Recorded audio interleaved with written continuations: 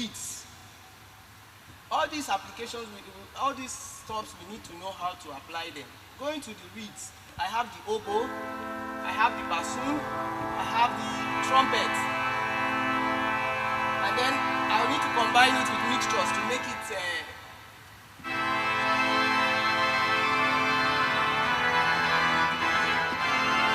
so all these stops known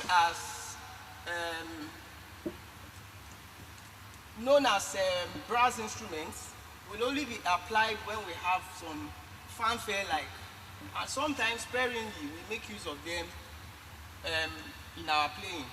So I want to go to the art of playing the hymns after I've registered. So all these things might just have been registered somewhere on our piston buttons. So I have some stops registered on the piston buttons. So I have my stops out, my non-speaking, I have great to pedal, swell to pedal, swell to choir, choir to great, swell to great. And then maybe later on, if I have to use octave higher, I can pull out the 15 feet, the 4 feet, or if I want it deeper, I can pull out the 16 feet. So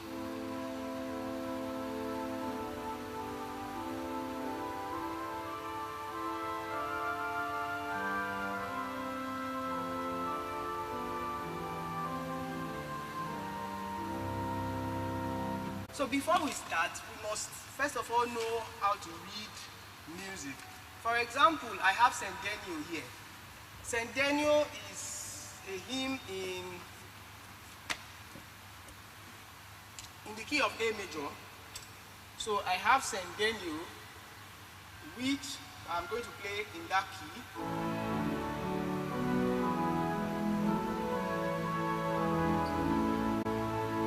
While playing, I have to consider phrasing. Phrasing is most important. So I must know how many phrases that makes this hymn.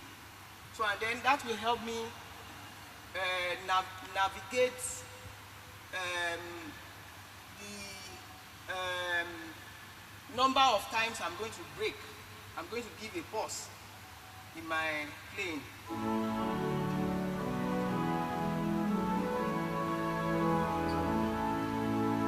So that's a phrase, then that phrase is repeated.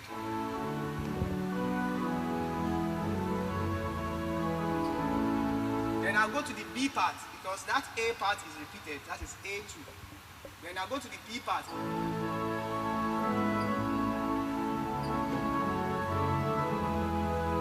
That's the B part of the idea of playing that hymn.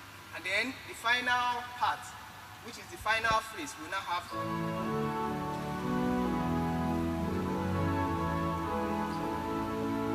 All the hymns we play goes with forms in music. When we say forms in music, that is methods on how to play them. So as it is, Saint Daniel has A repeated. So my first phrase is registered A. So and then that A is repeated. So in a nutshell, I'm going to have A2. So that means A is repeated, then followed by a B, and followed by A. So we have A, B, A. That is the form. So that is the form in which the music is written. So it has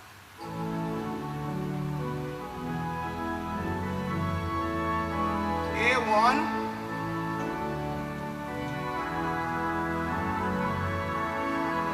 A2,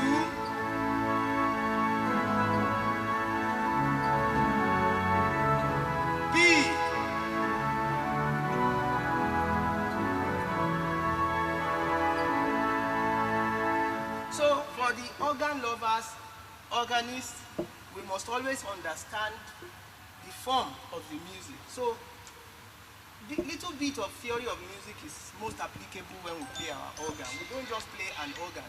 We don't just play our hymns. We don't just play the organ without understanding the foundation of the organ and the foundation of playing our music. So form is most important.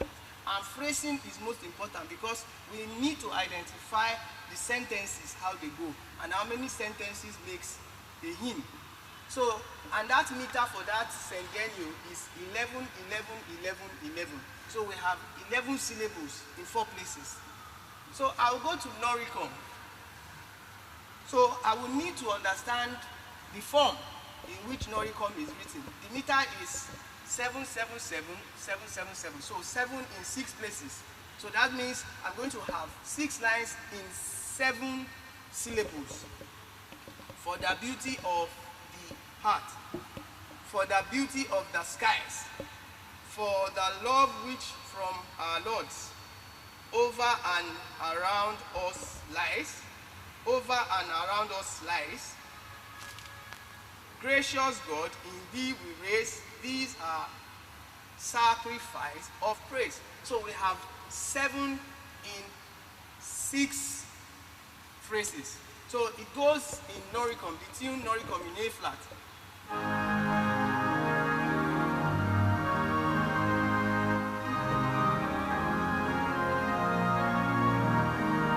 So I played 2. 4th phrase. Syllables are written in 6 places. So that is why we have 7, 7, 7, 7, 7, 7. So we have 7 syllables in 6 lines. So and then each of those phrases, then it flies to an interval of a 7th. Then 2nd phrase. 3rd phrase. And then the A is repeated on the 3rd line, but it has another B. So the other B of the 2nd line is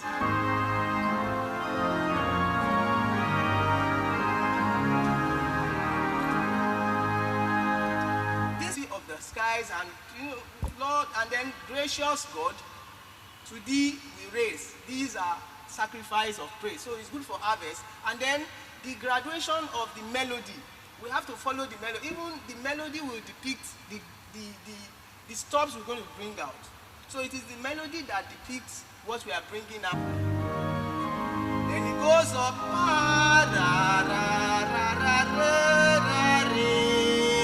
Then we need more stop to repeat because it's a repeated session in a minor. So we have to raise the tension. More tension. So by the time it gets to the chorus, we come out.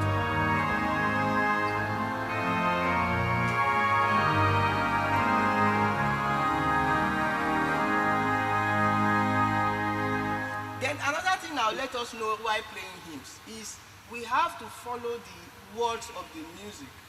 We have to strictly follow the words of the music. And that the word of the music determines the melody, determines the harmony, determines the stops we're going to bring out. So this will lead me to another hymn with another temperament. Because every hymn, every music we play has its temperament. And we have to understand those temperaments as an organist. We don't just play everything loud, loud, loud. We don't just play everything soft, soft, soft. So it is the temperament to the nature of the hymns we use in making it grounded. So I'm going to go to Nicaea, which is in the meter of 11, 12, 12, 10. So that is 11, the first line has 11 syllables. The second line of the music has 12 syllables. The third line has 12 syllables. And the fourth line has 10 syllables. There are 4 lines to the music. Holy, holy, holy, Lord God Almighty.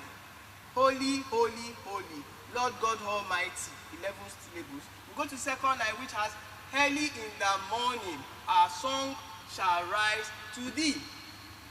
That is 12 syllables. Then the third line, holy, holy, holy, merciful and mighty. So that is 12. And then the last one will now have 10 syllables. These are the things we consider even when we are looking for tunes. We first of all look for the meter. How many lines has the music? How many lines has each verse? So it is from the lines we will now have to know the meter. It is from the meter we will now have to go to the hymn book. There are several hymn books. We have ancient and modern, New Standard. We have ancient and modern, revised. We have ancient and modern with refreshing worship. That's if we want to use ancient and modern. We may not decide to use ancient and modern. We may have another kind of hymn book, like Inner Companion. We may have Methodist hymn book. We may have church hymn book. So we have different kinds of hymn books. So even when, as an organist or a music lover, we are looking for a tune. We first of all count how many lines has each of those verses. So how many syllables has each line. So by the time we get those syllables, we now have to go to a hymn book. We have several tunes at the hymns index. So from the index of tunes, we will have that meter, and then from that meter we will have a lot of tunes that can suit what we are looking for. So in this case of Nicaea, I have 11, 12, 12, 10. So there are 4 lines to the music. It's holy, holy, holy, Lord God Almighty. So I'm not going to blast the organ because I have to consider the words of the music.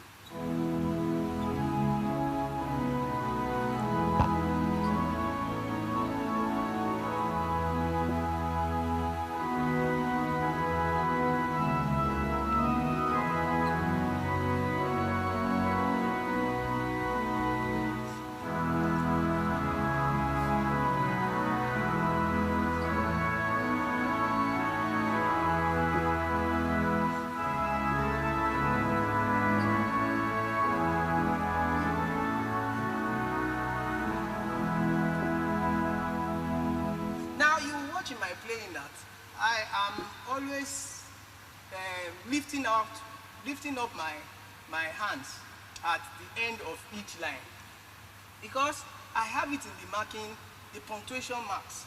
So, and those punctuation marks assist in guiding on how to register. The punctuation marks assist in guiding on how to phrase. The punctuation marks assist in guiding on how I'm going to express my playing. So I'll go again.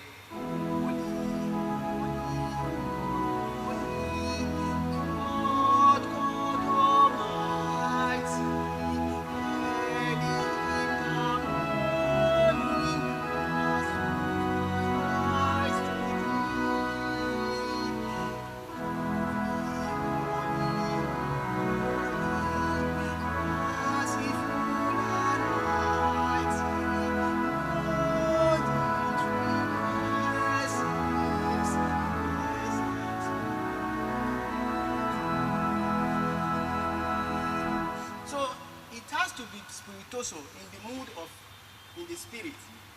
So apart from the tempo, because tempo too is most important when we play our hymns. Tempo is most important when we play our music. And you see, it's the art of communicating to an audience that wants to understand you, particularly to the congregation, particularly to the choir, particularly to the gathering of singers. So many things we will have to abide by. Considering accompanying the choir, also it is most important that we don't, at that time we will be accompanied. At that time at that time when we have the choir, we will be following the choir, not leading the choir. Because at that time the conductor is leading the choir. And we must make sure that we attune ourselves as an organist. We must attune ourselves with the conductor. We must agree together. We'll find a way to befriend ourselves as a conductor and the organist. If we are not in good musical term, if we are not in good time analyzing the music, we may have 2 different perspectives to our hymns.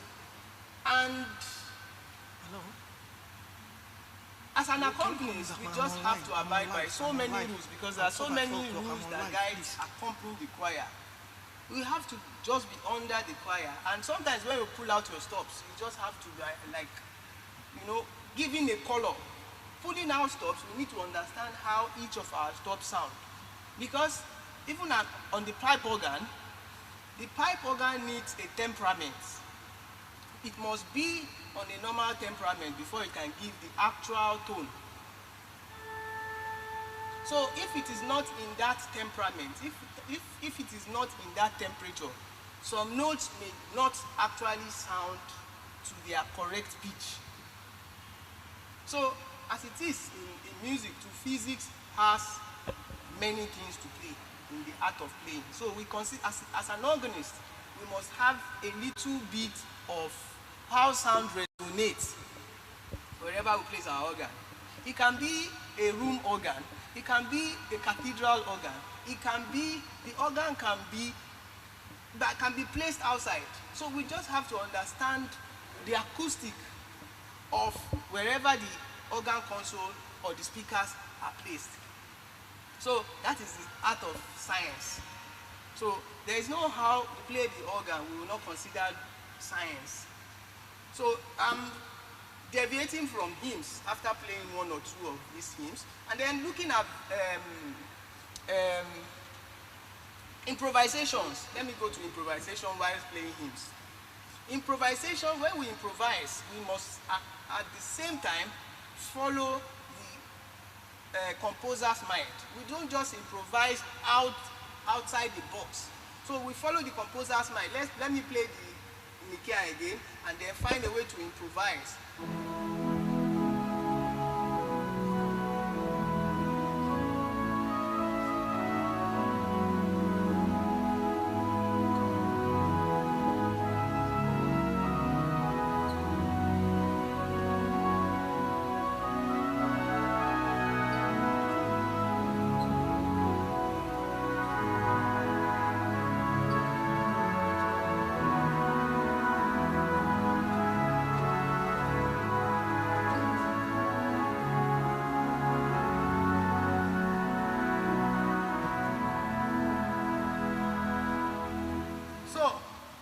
An improvisation. I've tried to put some sequences into my playing. So that's another way of improvising.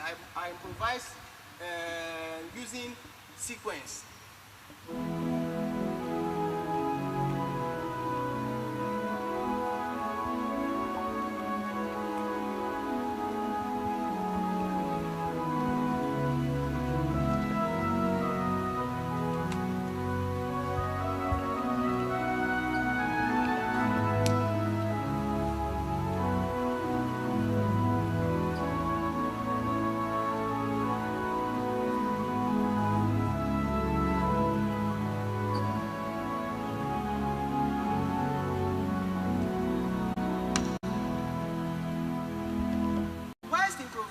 Also, we have to consider the theory of music writing, the theory of writing music. You know, there are some notes we don't just jump or leap into, so we have to consider going from first to second to third or sixth, or you know, consider the rules of that guides melody and harmonic writing. And the way I've just played now is another way the Baroque period musicians will always improvise, particularly in the Bach pieces, in some of those Handel, some of those. I have to go to another kind of hymn, or maybe because so you are not accompanying, you are not contesting with organ pieces. They indicate whatever tempo and whatever registration that fits the music.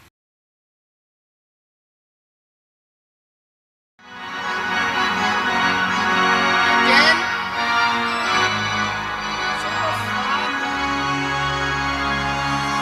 so at that time,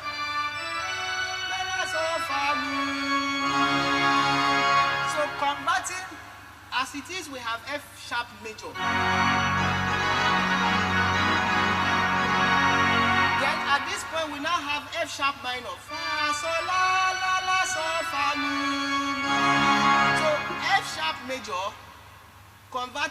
to F sharp minor at this point.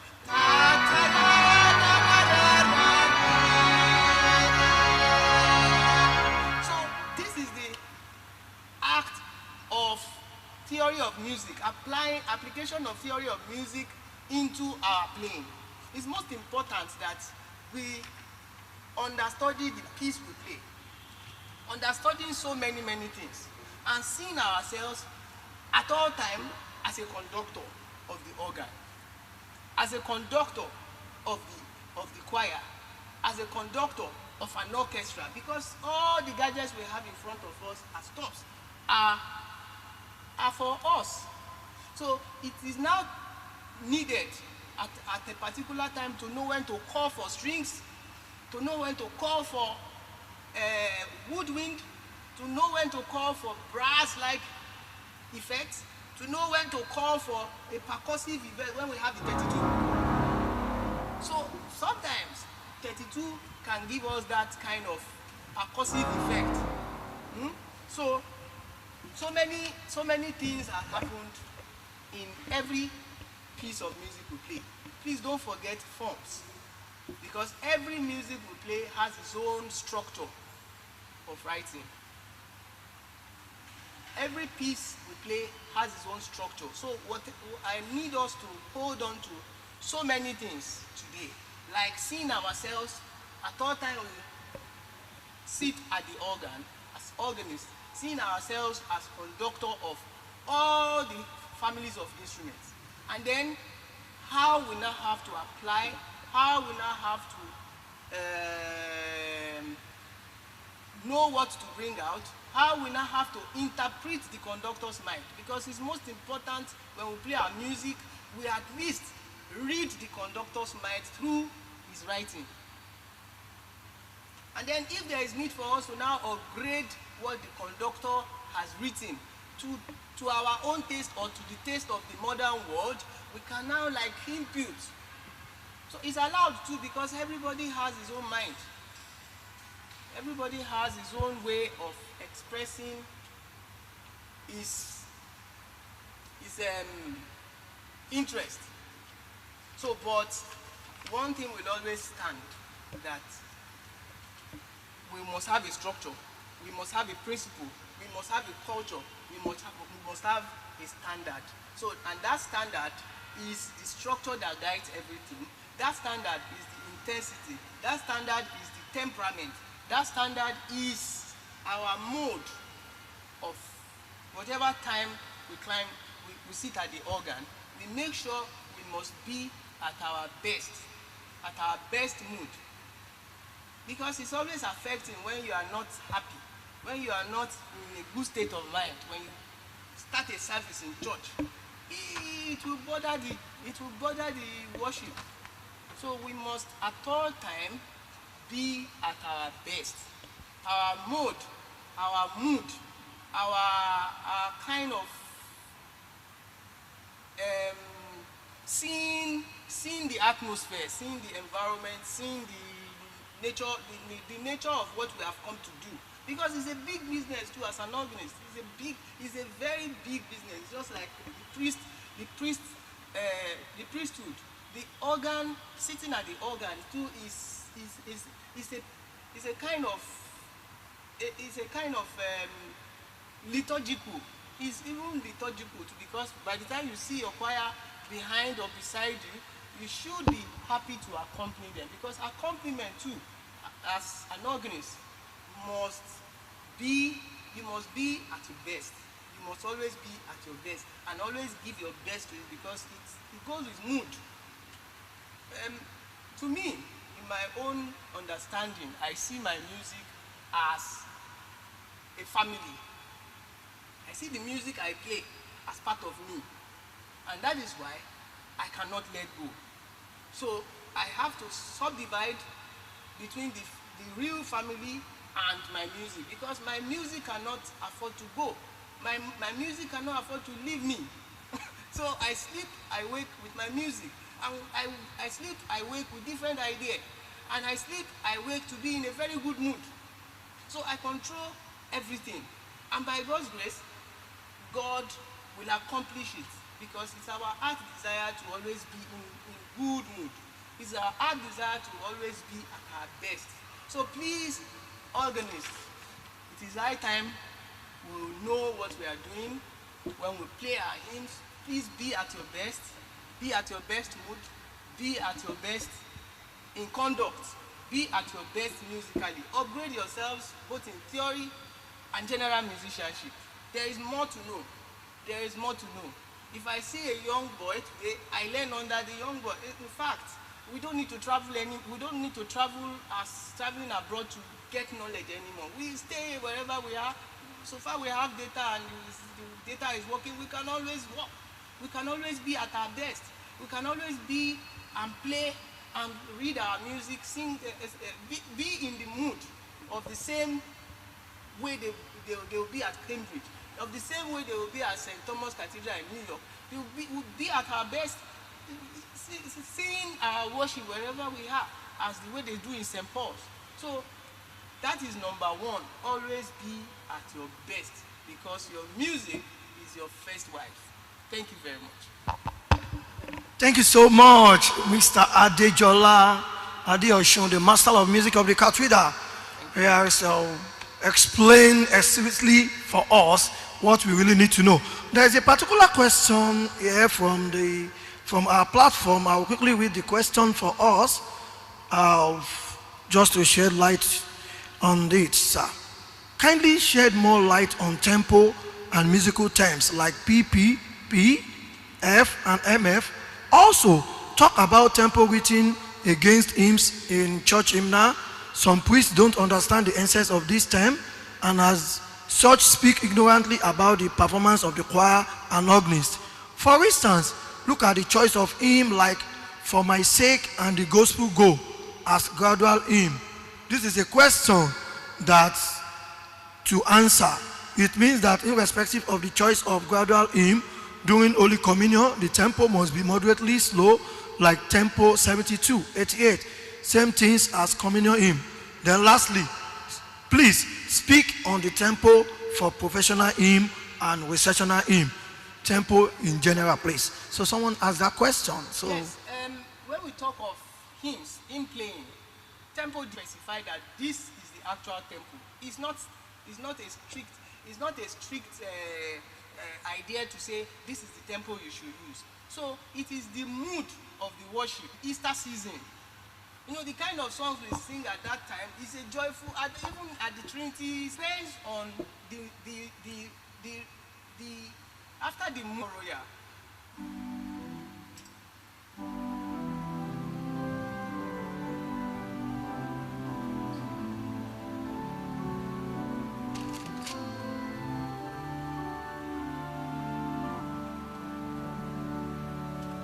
These days, even a fun-like tempo, the trend has changed. So and as I said, it depends on the mood and the agreement you have with the conductor or the choir when you have rehearsed it.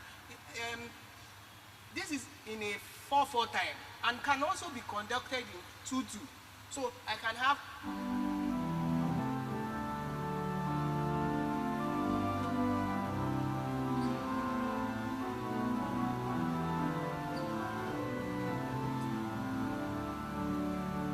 So most of the time when we conduct common time, we don't need to say 1, 2, 3, 4. 1, 2, 3, 4. It will be absurd when we are doing 1, 2, 3, 4 every time, because 1, 2, 1, 2, 1, 2, 1, 1, 2, 2, 1. So these days, tempo markings, because the congregation we have in this modern world, you see that most of the time, slow music don't even sell anymore like before. So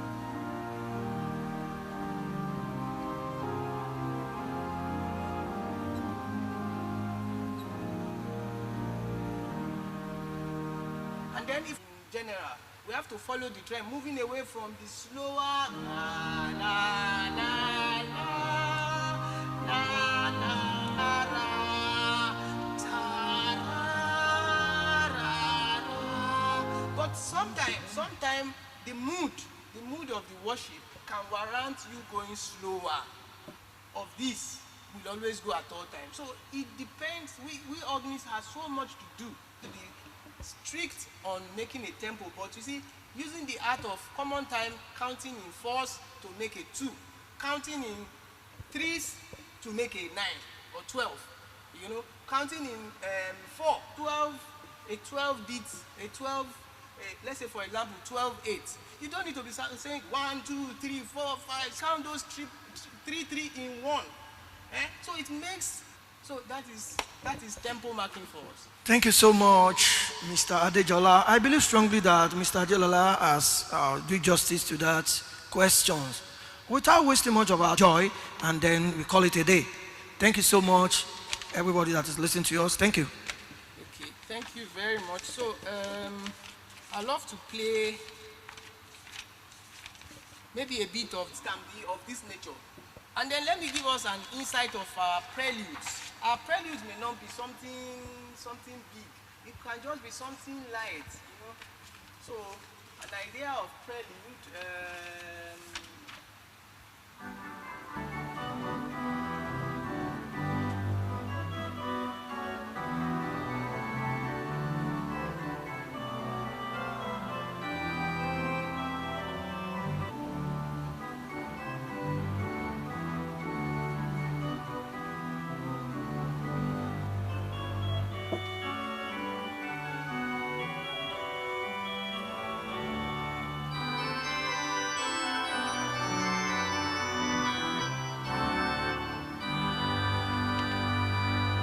Something short is always a prelude. Something light is always a prelude.